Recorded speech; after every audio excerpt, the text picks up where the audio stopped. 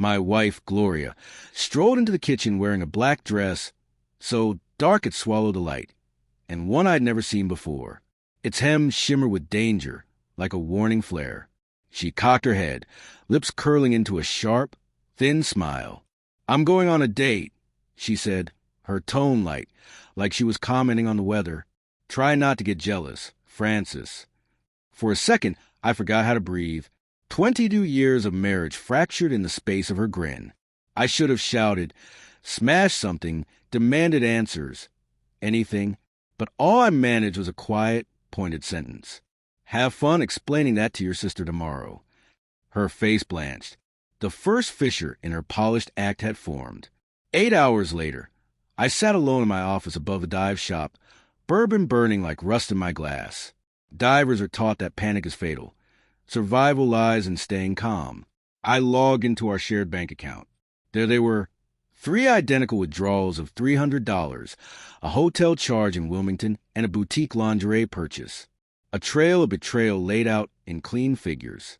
My heart slowed. The chill in my chest was no longer grief. It was calculation. She had used our joint future to finance her affair. Before sunrise, I drove to the hotel. The front desk clerk didn't hesitate when I showed Gloria's photo. "Oh, yes," she said. "Mrs. Donahue always books ocean view rooms, usually with Mr. Marcus Webb." Marcus, a former student in my dive class, booted for secretly snapping pictures of women in wetsuits, now taking photos of my wife without the wetsuit. The rage hit me like a rogue wave, but anger is clumsy. What I needed was evidence. I called Tommy Rodriguez, former Navy brother-in-arms, now a private investigator. "Don't confront her," he warned. "Cornered cheaters don't run. They burn everything down. Let's collect what we need first." We installed a hidden camera in the air vent above the living room, a voice recorder beneath the Jeep dashboard. I expedited 6 months of financial records. While Gloria whistled and poured my morning coffee, I quietly gathered proof of the marriage she'd already walked away from. Then came Tommy's first report, a gut punch, a forged second mortgage worth $200,000. My dive center, Deep Blue Adventures, pledged as collateral with my signature forged. The funds had already vanished overseas. Worse still, Marcus no longer had a valid real estate license. He was dealing in shadowy paperwork and laundering money, protected by Detective Ray Morrison, the dirtiest cop in Wilmington. Gloria thought she had bought herself immunity. I called in reinforcements. Robert Chin, another Navy vet turned lawyer, now fought legal battles with the precision of war. He froze our joint assets before lunch. By nightfall, Gloria walked into the house with designer bags, wearing the smug piece of someone who thought the worst had passed. She had no clue federal agents were already tracking every purchase ribbon. I met Agent Sarah Martinez of the FBI at a roadside diner. Her crisp suit smelled faintly of espresso and the ocean. "The Bureau's been monitoring Marcus and his associates for a while," she said. "Property fraud, money laundering. Even whispers of narcotics moving through recreational dive centers. Gloria's forged mortgage? The missing puzzle piece. Keep the act going," Martinez told me. "Make her feel safe." Then we closed the trap. Thursday morning, Gloria kissed me goodbye, said she was heading to a spa for a long weekend. I watched her car disappear, then called Martinez and drove to Ocean View Restaurant, just 3 blocks from her mother Elizabeth's cottage. Elizabeth, devastated but resolute, convinced her daughter to attend a family emergency dinner. At 7:31 p.m., Gloria swept in, expecting to hear a medical crisis. Instead, she found me, Elizabeth, her brother, and 4 envelopes waiting. "Sit down," I said. The air tasted like salt and silence. Envelope 1, detailed bank records. Envelope 2, the falsified mortgage papers. Envelope 3, photograph of her and Marcus. Envelope 4, a shot of Detective Morrison accepting a bribe. Gloria's practiced confidence shattered. Then Agent Martinez stepped from the shadows, badge glinting. "Gloria Donahue, you're under arrest for bank fraud, forgery, and conspiracy." The snap of the handcuffs echoed like a gun being cocked. But none of us knew the worst yet. In jail, Gloria finally confessed.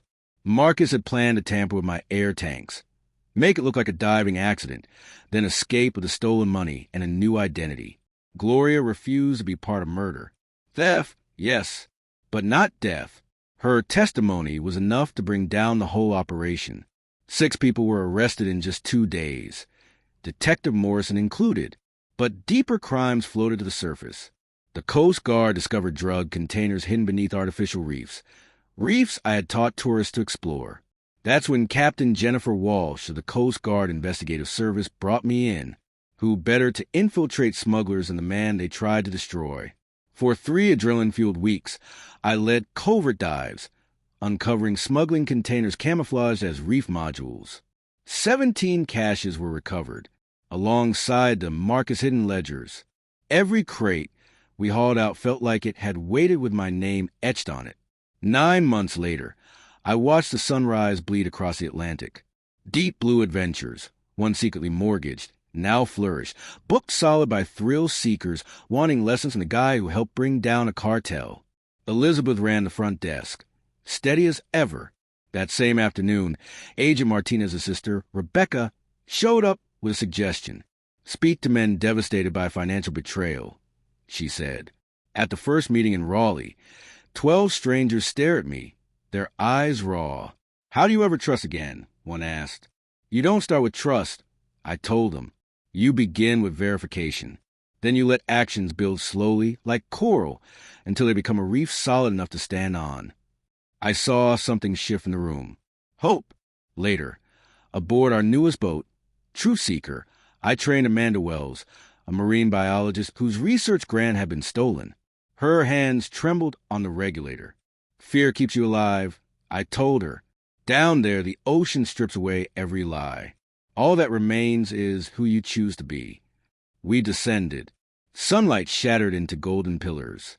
Below us, the sea's smuggling crates had been welded into a reef teeming with new life. Crime transformed into sanctuary. Amanda surfaced laughing, water glittering on her cheeks like rebirth. That's when I realized anger had driven me into the depths, but purpose would keep me afloat. That evening, a letter arrived from the State Attorney General. A commendation for extraordinary service. A recommendation for a federal contract. I ran my fingers over the embossed seal, remembering a black dress, a cold smile, and the moment my world split open. Storms still loom beyond the horizon, but I no longer fear the deep. I've learned to breathe there, and now I teach others to do the same.